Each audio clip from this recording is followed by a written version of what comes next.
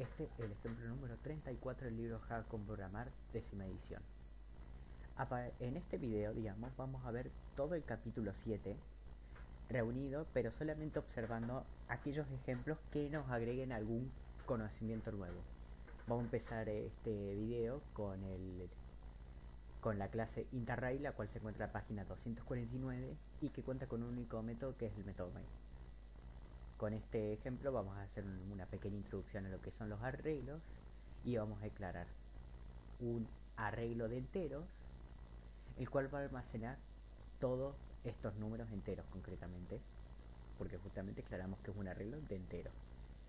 Entonces los arreglos nos permiten almacenar muchas, digamos, llamémosle muchas instancias o muchos valores del mismo tipo dentro de una misma variable.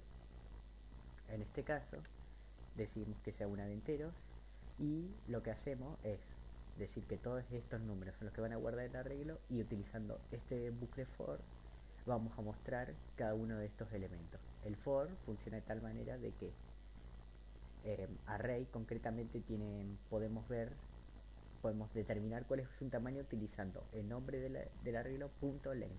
Esto nos dice cuál es la cantidad de elementos que tiene el arreglo, por lo que este bucle for va a ejecutarse tantas veces como sea el tamaño del arreglo. Vamos a ejecutar para ver cómo funciona esto. Y bien, como podemos ver, la posición del arreglo, así es como mostramos el número, digamos, el elemento que hay en el arreglo. Decimos en array, en counter. Eso quiere decir que tomando este arreglo en la posición que nos diga counter, la cual en el primer loop vendría a ser 0, entonces voy a obtener el valor que hay almacenado ahí. En este caso sería 32. Para la segunda vuelta de bucle for, counter va a valer 1, por lo que array en counter nos va a dar lo que hay en la posición 1 del arreglo. En este caso vendría a ser el número 27. Y así sucesivamente hasta que justamente mostremos todos los elementos. En este caso, como podemos ver, esto va del 0 al 9, entonces tenemos un arreglo de 10 elementos y estos son los valores que tienen en cada una de las posiciones. Ahora vamos a continuar con otra clase distinta, que es la clase SumArray, la cual se encuentra en la página 251 y es parecido a lo de antes, donde agarramos y creamos un arreglo de enteros y vamos a almacenar dentro de ese arreglo todos estos valores, y a su vez vamos a crear una variable total también de tipo entero y la inicializamos con 0. Entonces con un bucle for, el cual recorra todo el arreglo, vamos a ir sumando cada uno de los elementos que hay en el arreglo en total. Como podemos ver, array en counter, es decir, el array en la posición 0, 1, 2, 3, así hasta que sea todo el tamaño del arreglo. Y a eso vamos a ir almacenándolos en total. Entonces vamos a ejecutar el código para ver cuánto es la suma de todos estos elementos que contiene el arreglo. Como podemos ver, la suma de todos estos elementos es 849. Vamos a ver ahora la clase rollDie, la cual se encuentra en la página 253, y esta clase es muy similar al rollDie que mostramos en el ejemplo número 29. Sin embargo, es el mismo ejemplo, digamos, hace exactamente lo mismo, pero implementado de una manera diferente. En el ejemplo anterior nosotros teníamos una variable entero de frecuencia para cada uno de los elementos, es decir, teníamos la variable entero frecuencia 1, la variable entero frecuencia 2, la variable entero frecuencia 3, así para cada uno de los 6 elementos, de los 6 números, digamos, que puede haber. En este caso, en cambio, nosotros vamos a crear de un arreglo de enteros y vamos a ir almacenando la frecuencia dentro de ese mismo arreglo. Por ejemplo, acá, como podemos ver, nosotros agarramos y decimos, vamos a crear un nuevo arreglo de enteros, y a diferencia de como hicimos antes de inicializar directamente con valores, vamos a decir que vamos a determinar el tamaño del arreglo, pero no los elementos que tiene adentro. En este caso el tamaño es de 7. Es decir, que acabamos de crear un arreglo de 7 elementos que por ahora no sabemos cuáles son, no están determinados. Y al igual que antes, vamos a hacer un bucle for el cual ejecute 6 millones de veces la sentencia que esté acá adentro. O más bien solamente esta línea, como podemos ver, este for solamente es esta línea. Por lo tanto, ¿qué va a ocurrir? Que vamos a agarrar y generar con un random number, como hicimos la otra vez, un número aleatorio entre 1 y 6. Ese número va a determinar la posición dentro del arreglo frequency. Por ejemplo, si nos sale 5, por ejemplo, si el número que nos sale es 5, eso quiere decir que vamos a agarrar y aumentar en frecuencia. Ahí en el radio de frecuencia vamos a aumentar en 1 en esa posición determinada. Y así 6 millones de veces. Y luego vamos a agarrar y mostrar cuánto fue la frecuencia en cada uno de esos 6. O podemos ver al ejecutarlo.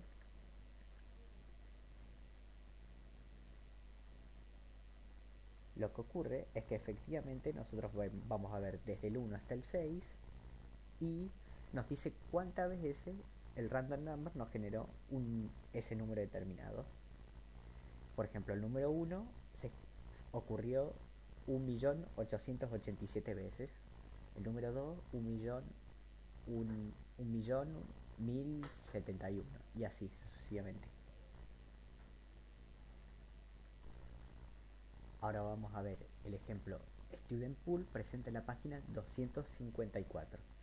En este ejemplo tenemos el método main, el cual va a tener dentro dos arreglos de enteros. Uno va a ser response y el otro va a ser frequency. Response ya vamos a inicializarlos con estos valores que podemos ver acá, y frequency simplemente vamos a decir que tiene un tamaño de 6. Luego vamos a crear un bucle for, el cual va a depender su ejecución, va a loopear tantas veces como sea el tamaño del arreglo response. Y ahora es cuando introducimos un nuevo concepto que no habíamos visto, el cual es el concepto del manejo de las excepciones, el cual se realiza con estas sentencias, el try y el catch.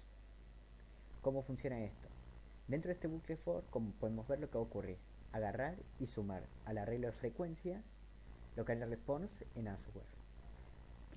¿Qué quiere decir esto? Si agarramos el arreglo de frecuencia, agarramos y nosotros vamos a ver que es un arreglo de 6 elementos. Bien, si vamos a response, vamos a ver que tiene un montón de números almacenados, los cuales van números que van a ir desde el 1, por ejemplo 1, 2, 5 y así. Sin embargo, hay uno que es muy diferente a todos los valores, porque estos van entre 1 y 5, todos estos valores. Sin embargo, el último de los valores va hasta el número 14. ¿Qué es lo que va a ocurrir? En este caso, frequency response en answer en la primera vuelta va a ser 1. Después, frequency response en answer en la segunda vuelta va a ser 2. Porque answer en cada vuelta hace referencia a response, a alguno de estos elementos, los cuales van a ir en orden. Y eso voy a aumentar en 1 el valor de frecuencia en una posición determinada. Es decir, que cuando este vale a 1 es frecuencia en la posición, cuando response en answer sea en la primera vuelta va a ser 1. Por lo tanto, voy a sumar en 1 en frequency. En response in answer en la segunda vuelta va a ser 2. Va a hacer referencia a este elemento. Entonces, cuando le sumamos en ese frequency, sumo 1 en la posición 2 y así.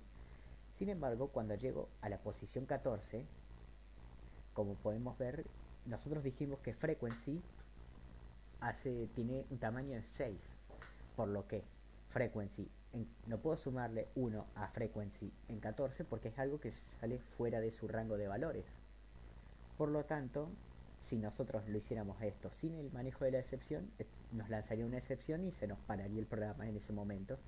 Sin embargo, agregando la sentencia try que intente hacer esto, y en caso de que surja una excepción es el catch, la cual esta es la excepción que vas a manejar: array index out of bound exception. Como podemos ver, el nombre de la excepción es muy descriptivo y juntamente nos dice que estás haciendo referencia a un elemento que es a una posición que se sale fuera de los límites del array. En ese caso, ¿qué va a ocurrir? Vamos a hacer un system down de print de E, el cual E va a ser un objeto de tipo array index out of bound exception, y esto va a ser invocar el método toString de ese objeto. En el ejemplo siguiente vamos a ver este nuevo concepto del toString. Por ahora lo único que tenemos que vamos a ver es que los objetos vienen con un método toString, el cual determina cómo va a mostrarse en forma de string justamente ese objeto. Eso bueno quedar muy claro ahora, pero lo vamos a ver en el siguiente ejemplo. Y luego vamos a hacer un printf de response en answer response en and. Vamos a mostrar cuál es lo que nos lanzó la excepción. Y luego, bueno, vamos a agarrar y fuera de eso, en este bucle for vamos a mostrar, como podemos ver acá, rating y frequency rating. Este lo que va a hacer es que justamente vamos a mostrar cuánto fue este arreglo, cuánto fue la frecuencia en cada uno de los elementos. Vamos a ejecutar este código y como podemos ver, esto de acá, esto es la excepción. La excepción ocurrió cuando answer vale 14.